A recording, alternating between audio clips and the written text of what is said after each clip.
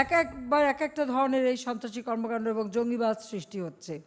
খালেদা জিয়ার আমলে তারা মদত দিয়েছিল বাংলা ভাই, তারপরে এই ধরনের জঙ্গিবাদ সৃষ্টি করে তাদেরকে তো তারা পুলিশ পাহারা দিয়ে মিছিল করার সুযোগ করে দিয়েছে অস্ত্র হাতে নিয়ে।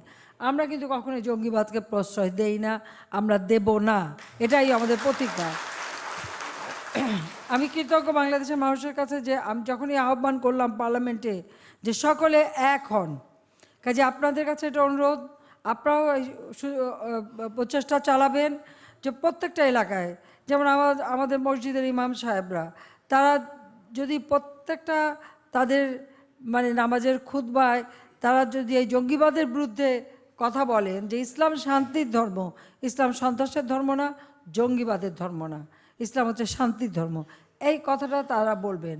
প্রত্যেকটা স্কুল, কলেজ, ইউনিভার্সিটি, সেখানকার শিক্ষকরা, সর্ব জায়গার শিক্ষক, তারা তাদের ছাত্রদের প্রতি নজর রাখবে, কে অ্যাবসেন্ট, কেন অ্যাবসেন্ট, কী কারণে অ্যাবসেন্ট, কোথায় গেছে, তারা কি করে। সেই সাথে অভিভাবকরা, বাবা মা, তাদেরকে খবর নিতে হবে যে তার ছেলে মেয়ে কী করে, কোথায় যায়, তার বন্ধুবান্ধবকে কাদের সাথে মেশে, কিভাবে চলে, বা আপনারা যেখানে বসবাস করেন আপনাদের পাড়া প্রতিবেশী, তাদের সাথে কথা বলে যোগাযোগ করে ওই অঞ্চলটা যেন ওই কোনো রকমই সন্ত্রাস এবং জঙ্গিবাদ সৃষ্টি হতে না পারে, কারো ছেলে মেয়ে যেন বিপথে না যায়। আর একটা বিষয় যেটা আমি বলেছি যে কোনো মানুষ গৃহহারা থাকবে না, দরিদ্র থাকবে না।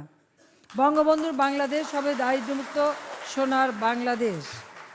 সেখানে আমি আপনাদের অনুরোধ করব যে আপনারা যার যার এলাকায় কোন মানুষটা গৃহহারা, নিঃস্ব, ভূমিহীন, আপনারা তাদের নামটা খুঁজে বের করেন, তাদের একটা তালিকা করেন যে যারা সত্যিকার নিঃস্ব, সত্যিকার ভূমিহীন, সত্যিকার একেবারে দরিদ্র, তাদের জন্য আপনারা জানেন যে আমাদের বহু প্রকল্প নিয়েছি, আশ্রয়ন, গৃহায়ন, ঘরে ফেরা, বহু প্রকল্প আছে আমাদের।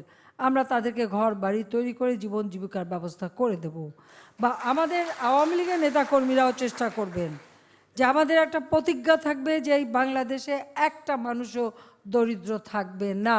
ঠিক আছে, আমি এইটুকু চাবো আওয়ামী লীগের কাছে যে আমাদের নেতাকর্মীদের সকলের কাছে এই কথাটাই মনে রাখতে হবে যে দেশের সেবা করা, জনগণের সেবা করা, জনগণের মঙ্গল চাওয়া, জনগণের জন্য কাজ করা, এটাই আমাদের দায়িত্ব, এটাই জাতির পিতা আমাদের শিখিয়েছেন।